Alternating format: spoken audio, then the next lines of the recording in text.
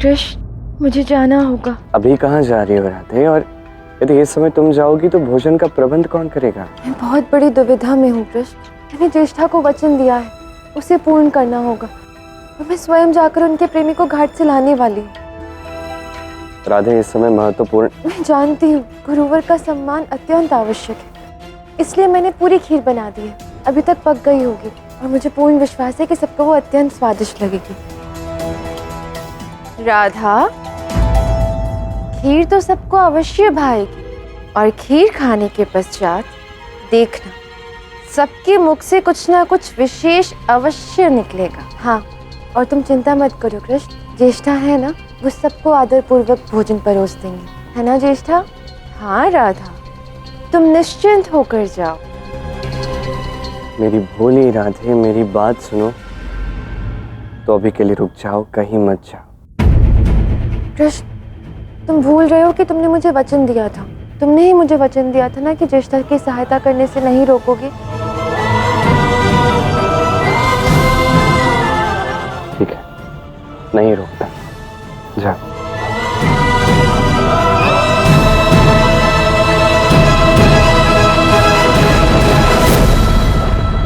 मुझे जिस बात का संदेह था वही हुआ। लक्ष्मी की योजना का पहले से ही मुझे आभास हो चुका था।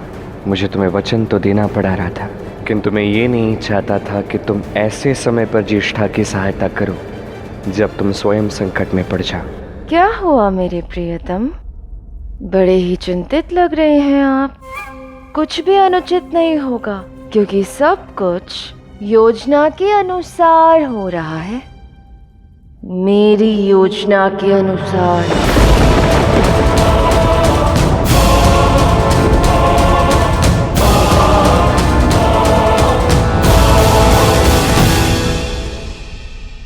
सबको भोजन के लिए बैठाओ सब।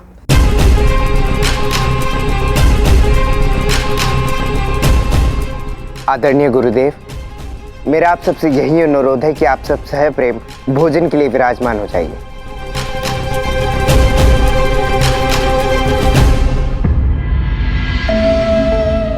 कृष्ण को राधा के हाथ की बनाई हुई खीर अत्यंत प्रिय है ना, किंतु अब राधा के हाथ की बनाई हुई खीर का वास्तविक आनंद प्राप्त होगा।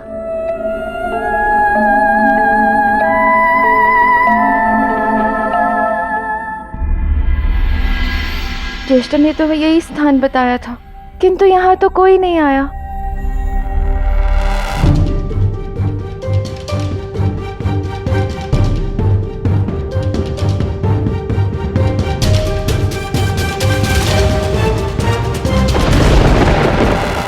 इतनी कठिनाई से समय निकाला है मैंने आज। ज्येष्ठा ने कहा था कि वो यहीं पर आएंगे, किंतु अभी तक नहीं आए।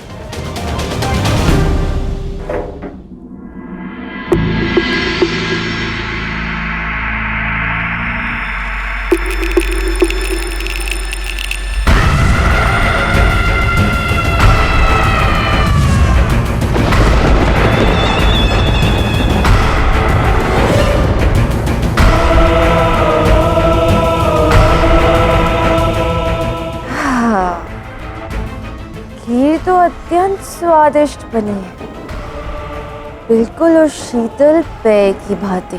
सबको अत्यंत भाएगी और सबको तो ये बताना ही होगा कि ये राधा के हाथों बनी है।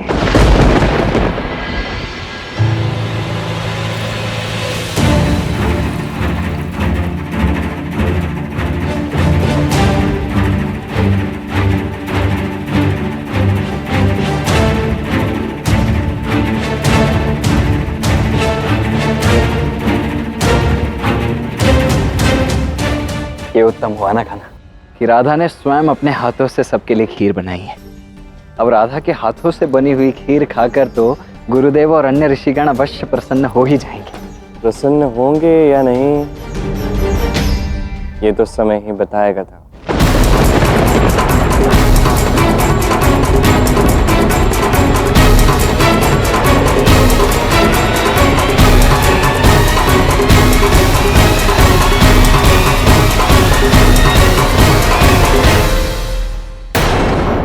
कृष्ण,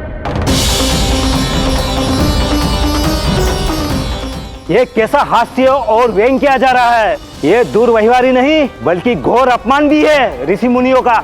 उत्तर दीजिए संदीपिनी, क्या यही शिक्षा दिया आपने अपने शिष्य को?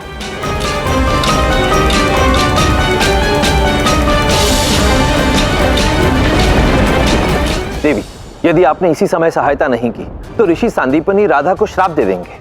आप तो जानते ही हैं महादेव, राधा जब तक आत्मचिंतन नहीं करेगी मैं उनकी किसी भी प्रकार की सहायता नहीं कर सकती।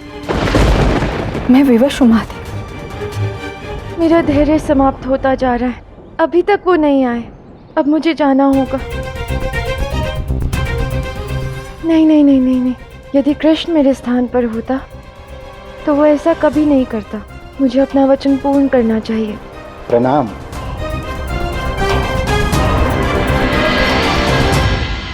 आप? नहीं नहीं, मैं वो व्यक्ति नहीं हूँ जिसकी आप प्रतीक्षा कर रही हैं। मैं हरिवंश हूँ। आप ज्येष्ठा के प्रेमी की प्रतीक्षा कर रही हैं ना? मैं आपको ये बताने आया हूँ कि ज्येष्ठा का प्रेमी आज नहीं आ पाएगा। ज्येष्ठा को कुछ समय पूर्व ही अज्ञात हुआ है। उन्होंने मुझे यह संदेश आपको देने के लिए भेजा है। धन्यवाद। ज्येष्ठा ने यह भी कहा है कि आपको शीघ्र ही लौट जाना चाहिए, क्योंकि वह चाहती हैं गुरुजन आपके बनाए हुए भोजन से जब तृप्त हो जाएं तो आपको अपना आशीष देकर जाएं। उचित कहा। मैं यथाशीघ्र ही महल पहुंचती हूँ।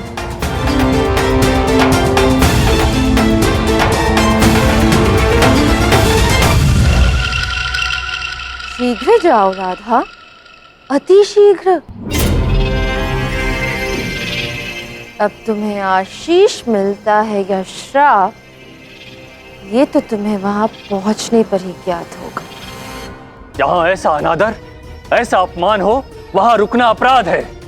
गुरुदेव क्षमा कीजिए, हमारी ये मंशा नहीं थी। मैं आपसे विनती करता हूँ कि कुछ क्षण के लिए रुकिए। राधा आ जाएगी, इस बात को स्पष्ट किया जाएगा कि हुआ क्या है। राधा क्या बताएगी? उसने ऐसी दूषित खीर बनाई है और अतिथियों की चिंता किए बिना ही यहाँ से चली गई। नहीं गुरुदेव, ऐसा नहीं। राधा को किसी कारणवश जाना अवश्य पड़ा है, किंतु मेरा विश्वास कीजिए राधा ऐसी खीर कदापि नहीं बना सकती। बलराम, सत्य केवल ये है कि राधा ने हमें ऐसी दूषित खीर खिलाई है। नहीं गुरुदेव, राधा की कोई त्रुटि नहीं है। ये खीर स्वयं मैंने बनाई है। आप मुझे श्राप दे दीजिए।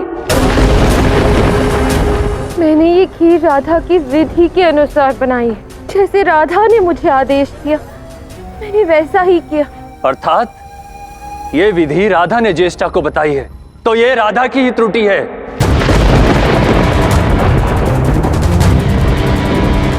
ज्येष्ठा, तुम अपनी सखी को बचाना चाहती हो ना? पहले भी तुमने ये किया है, परंतु इस बार मैं कुछ नहीं कर सकता। राधा से बड़ा अपराध हुआ है। गुरुदेव, आप बात समझने का प्रयास तो कीजिए। कोई प्रयास नहीं कृष्ण, राधा से अपराध हुआ है और अपराध का दंड राधा को अवश्य मिलेगा। मैं संदीपनी अपने जीवन के सभी तप और जप की शक्ति से राधा को श्राप देता हूँ। गुरुदेव,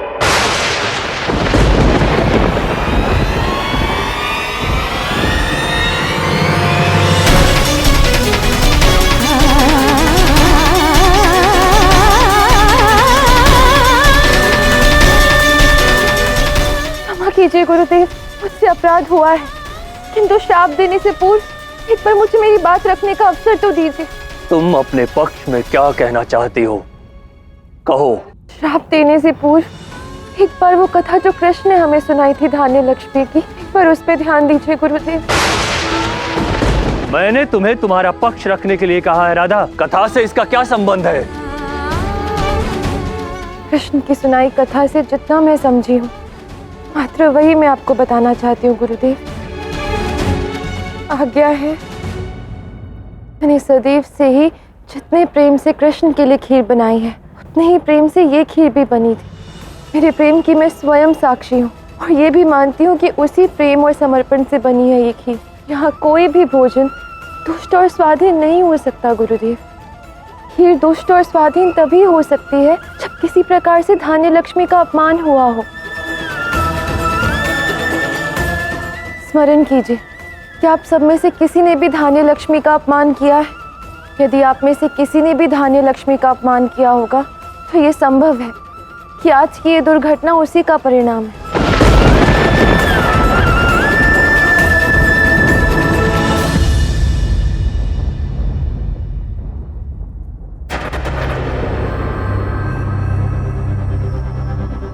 ये सब हो क्या रहा है कान्हा? दाऊ, अब जो हो रहा है बस उसे देखते जाओ।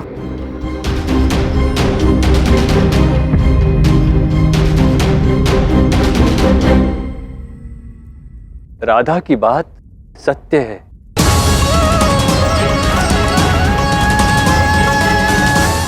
हम कितने ही महान ऋषि क्यों ना हो, त्रुटि किसी से भी हो सकती है।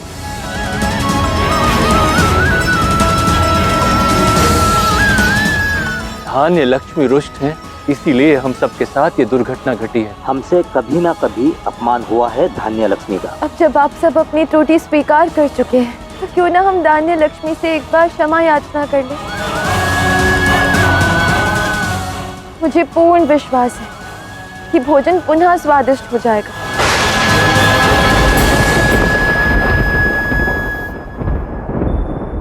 पकाने के पश्चात भोजन का स्वाद कैसे परिवर्तित हो सकता है, ये तो असंभव है। हम सब धान्य लक्ष्मी से क्षमा याचना करते हैं। तब तक तुम सब भोजन की व्यवस्था करो।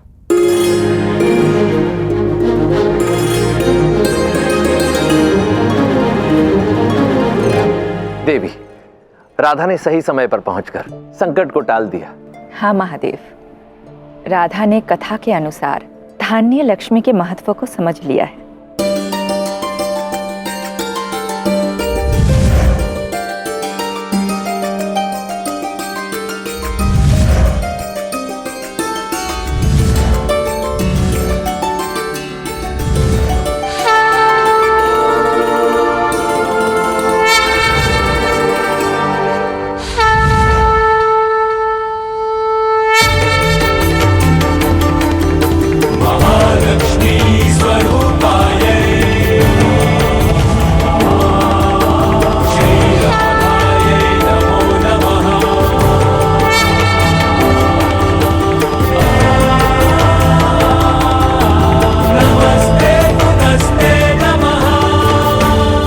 धान्य लक्ष्मी, आपके दर्शन पाकर हम सब धन्य हो गए।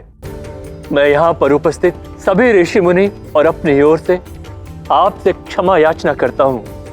हमसे जाने अनजाने जो त्रुटि हुई है, हम उसके लिए आपसे क्षमा याचना करते हैं। हम आपकी दया चाहते हैं धान्य लक्ष्मी।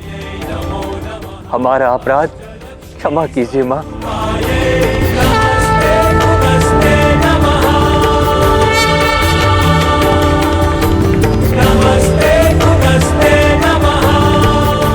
धान्य लक्ष्मी की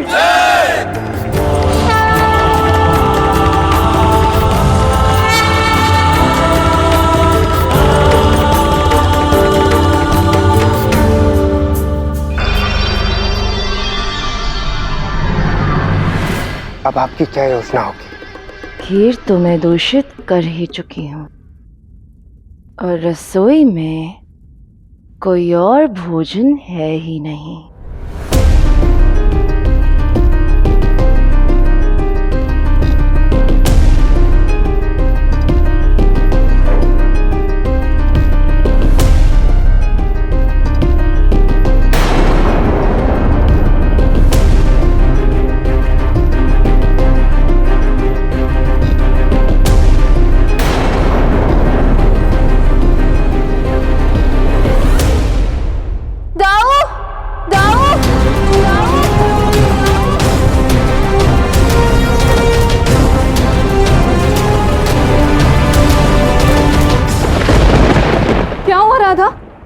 राधा, हमने तुम्हारी चित्कार सुनी, सब ठीक तो है?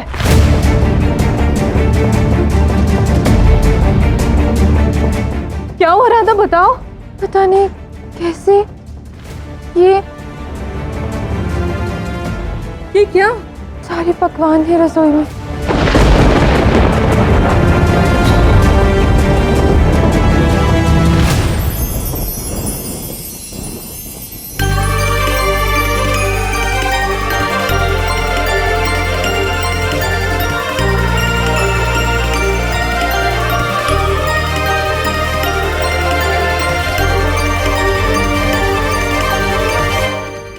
ये तो सत्य, ये तो चमत्कार हो गया। यहाँ 56 भोग बने हुए और खीर के साथ इतने सारे मिष्ठान भी।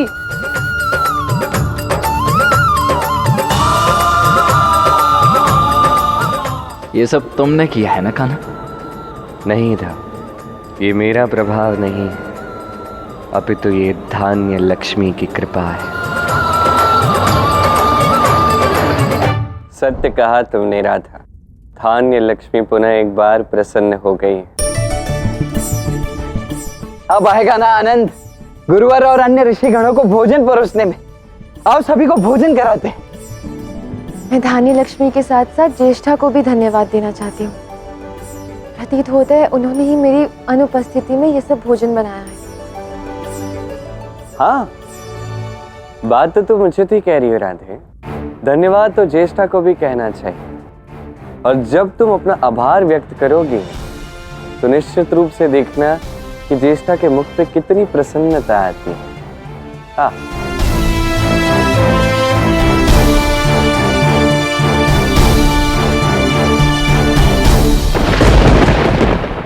देवी लक्ष्मी, इससे पहले तो आपकी योजना उल्टी पड़ गई, परंतु अब आशा है कि आगे सब कुछ ठीक हो। रसोई कक्ष में भोजन ही नहीं है तो राधा कृष्ण की योजना उल्टी पड़ेगी ही ना।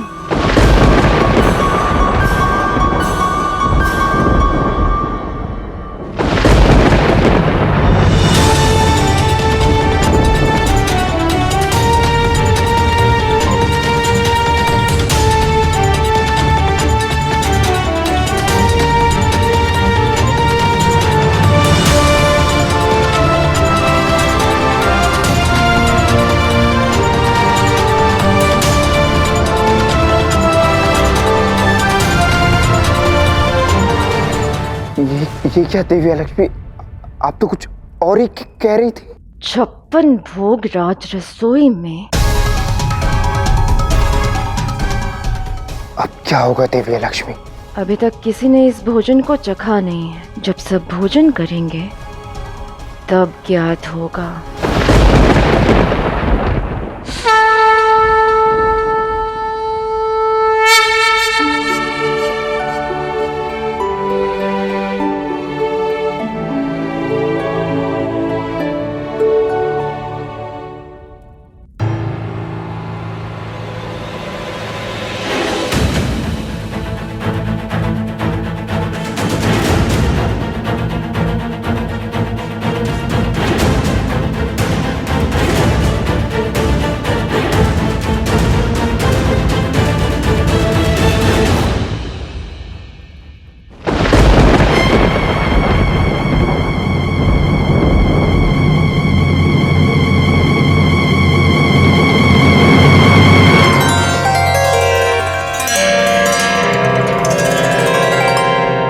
ये है स्वादिष्ट भोजन, इसे खाकर मन तृप्त हो जाएगा। सुंदर, अति सुंदर।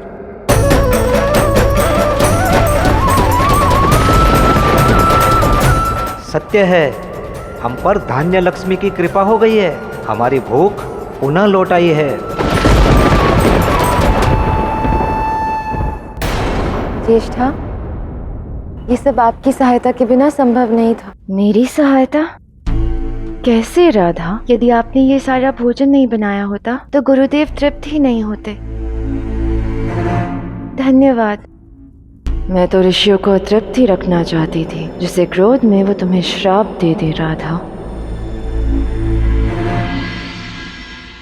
राधा, तीव्र भूख के कारण हमने तुम पर क्रोध किया, परंतु अब ये भोजन करने के पश्चात मन शांत हो गया है। राधा, मैं तुम्हें वरदान देता हूं, जहां तुम रहोगी वहां धान्य लक्ष्मी सदैव रहेगी। जहां राधा और कृष्ण का नाम लिया जाएगा, उस घर में धन धान्य की हमेशा वर्षा होगी। वहां अन्न के भंडार सदैव भरे रहेंगे। राधा,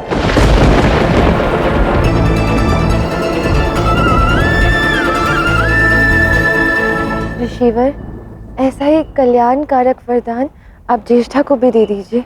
ये भी यहाँ अपने प्रेमी को ढूंढने आई है।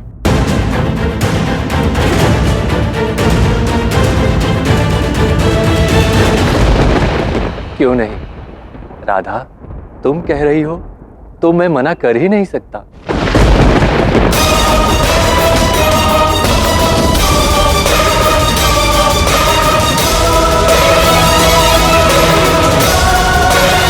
मैं तुम्हें वरदान देता हूँ, अपने जिस प्रेमी को खोजने के लिए तुम यहाँ आई हो, वो तुम्हें अवश्य मिलेगा, वो तुम्हें अवश्य मिलेगा, वो तुम्हें अवश्य मिलेगा, वो तुम्हें अवश्य मिलेगा।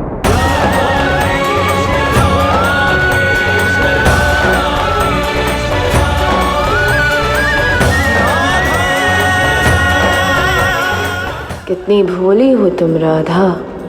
ये वरदान दिलवाकर तुमने स्वयं ही अपने हाथों से कृष्ण को मुझे दे दिया।